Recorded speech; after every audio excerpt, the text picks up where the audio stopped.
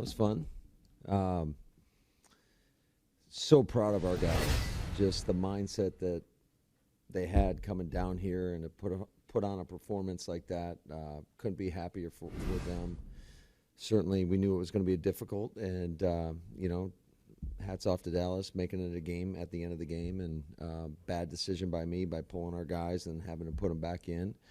But luckily, defensively, P making that sack, I mean, that was critical, and they bailed me out of a bad decision. So just couldn't be happier for our guys. Obviously, really excited about the next opportunity going to San Francisco, playing against one of the best teams in the NFL, and we'll have our work cut out for us. And certainly, I don't know when we play, but assuming it's going to be on a short week, so we'll have to rest up. My heart hurts right now for JJ. It doesn't look good for him. So it's kind of bittersweet anytime you have a guy go out like that, and it's a tough thing to deal with. And just was with him in the locker room, and a lot of guys hurt for him right now.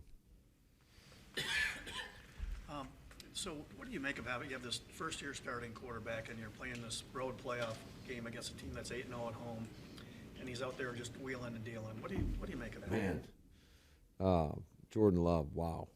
That's about all I can say, Pete, is wow. What he did and the poise he shows, the command he shows, the touchdown pass to Dontavian Wicks, it was an all-out look. We were obviously in an empty set. He had, I think it was Tucker, max protect, and that was a great job by Tuck and the rest of our offensive line. And for him to hang in there and get that throw, and Wicks made a hell of a catch. But those are things that you just can't necessarily. You can try to coach it, but what a moment for him. To me, that was a big-time play. It just shows the growth that he's had from his first start versus KC to now. Just so proud and happy for him. He's a dude. He is a real dude. You step on him early and never let off, had a big lead throughout. At what point did you kind of realize on the sideline, okay, it's going to be a little bit of a different game with the big lead and having to manage that? Did you lose your voice? Were you yelling too much? Yeah. I appreciate that, Ryan. We came in at halftime, and I asked the guys, I said, hey, what's the score? And they all said 0-0. And I know it's one thing to say it, and it's another thing to go out and do it. But fortunately, we built a lead that was too big to overcome. And, I'm mad at myself for pulling our guys at the end of the game because I knew we probably shouldn't do it, I think. But I made the decision, and I regret it. But I think that's a learning moment, and I'll learn from it and get better for it. Matt, do you get the sense that your guys thrive off of being doubted? Like nobody expected you guys to win this game, and Tim Jordan and Aaron seemed to like that almost. Do you sense that? I think there's a little bit of freedom with that in terms of how you go out and play. And, these guys, they went for it, and that's exciting to see. Every phase, I thought you could see it in the way we played, our play style, just how aggressive we were, really in every phase. And each phase contributed to the win. Aaron Jones, you guys didn't have a 100-yard rusher the first 14 games of the season. Now he's done it 4 games in a row. We know what he means off the field. On the field, what is he doing so well? You guys see it, right, Matt? Just his ability to put his foot in the ground and just be explosive, make people miss. I can't say enough great things about the guy, the football player, what he means to our team, the leadership he brings. He's a rare guy. There are not many like him, just in how he encourages his teammates, how he uplifts his teammates. But I think you got to give it up to the offensive line, too. And it's not just those guys. It's really the other 10 men on the field. But it starts up front. I thought our tight ends really did a great job. I know on the one touchdown, Josiah had a great cut block on the backside. I think he got Parsons down. And the receivers, just their willingness to go in and dig out safeties and block at the second level. They're usually the difference, in my opinion, of springing a explosive gain into a touchdown. And those guys bring it, and they battle and they fight for one another. It's been a frustrating season for Jones with the injuries, but he obviously feels fresh now. How much, as a play caller, does that just take the pressure off you to not have to manage him as much, maybe, since he is fresh, just kind of let him go? Yeah, I mean, it's great, especially with such a dynamic player. And I think,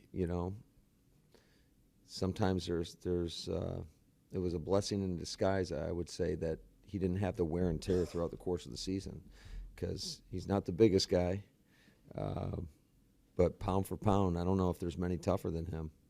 And so I think, being here now, not having missing all those games and not having I guess he's got more tread on the tire. Would Jair have gone back in if it was closer? And what does it say about him to come up with that huge play after maybe? How much did he really push himself to get in playing shape after what happened? Oh, he like I said earlier this week, it was a freak deal, and I watched him in pregame. We still didn't know until we tested him out pregame whether or not he was going to play. And then I usually don't go out and early on watching guys warm up, but I went out to look at him, and I saw G-Money, Greg Williams, was putting him through some of the drills, and just to see his explosiveness, I was like, all right, I think this guy's going to be good. That was obviously a big-time play, just kind of setting us off. We go down, we have a long drive, go down and score, was it 8 minutes or something like that? And then he comes up with that big-time pick, and for us to go up 14 right off the jump, I think that was pretty big. It's hard to believe now that the first 15 games this season, no 100-yard receiver, and now 3 straight with 3 different guys. Today was Rome, obviously. Yeah. When you're this deep a receiver, can guys just kind of get forgotten about? I mean, he got open time and time again. Well, I think defenses have to pick and choose, and so if you cover one guy, then it opens up the other guy. And I just think the depth that we have, I don't know if I've been around a team that can go with 6, 7 different guys. We made a tough decision sitting Malik tonight. That was not easy. I did not want to do that, but it was just kind of a numbers thing, because that's how much confidence we have of him too. And he made some key plays for us a week ago. But Rome was on one tonight, and you could see it. Man, he's got great hands. I really think just going back earlier this year, was it the Chargers game maybe, when he made that touchdown grab, just the aggressive hands catch. We saw it versus New Orleans as well. But he's got an unbelievable mindset, and it was really cool to see that, come to fruition. We took a timeout early in this game. I think it was in the second quarter, where he was coming out of the game, and I wanted him in for a specific play, burn the timeout, and put him back in, and he gets a 39-yard reception. So, but Rome is, he goes about his business and does a great job. It's fun to coach a guy like that, and he brings so much to our team. What was it about the moment or the look where you wanted him on the field for that? Well, it's just the play that we've been practicing with him for really a couple weeks. It just hadn't been dialed up, and we thought that based on some of the coverage contours they were playing, that it would be a good play for him. And there were a lot of good plays for him tonight, and he came through for us. I buried the first part of my question. Is Jair's ankle, is that considered serious? Would he have gone back in if it was a closer game? I don't think he would have gone back in, but I don't know. I think we'll know more throughout the course of the week, and hopefully he'll be okay to play, because he certainly brings a lot to our team. And it was cool to see him in a game of this magnitude go out there and play the way he did.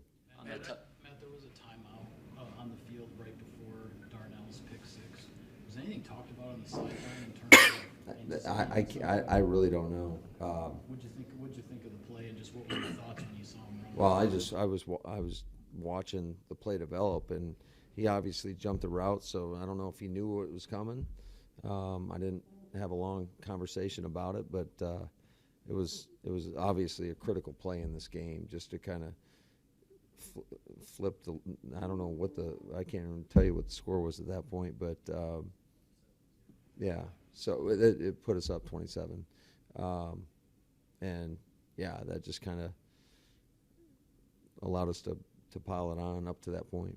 Hey, man, I know you don't. On the touchdown to Musgrave, Jordan said that was the same play as week 1 against the Bears. It was. Are you also, like Jordan, thinking just don't trip over yourself this time? Yeah, we had a cool moment in the locker room. Everybody celebrated the fact that he stayed up, and he was so proud of himself that he put the ball in his outside arm and finished through the goal line. And you know, he is a great kid, man, and just great energy about him. I know he loves this game, and it killed him not being out there. I think he's so excited to be back out there, whether he's catching touchdowns or out there doing dirty work, run blocking. He's just got such a great energy, and really, I think I can say that about our whole team. Is there is a different energy about our team. It's so much fun to come to work with these guys every day, and these guys do just the way they compete and push each other, and you know, I'm just happy for those guys.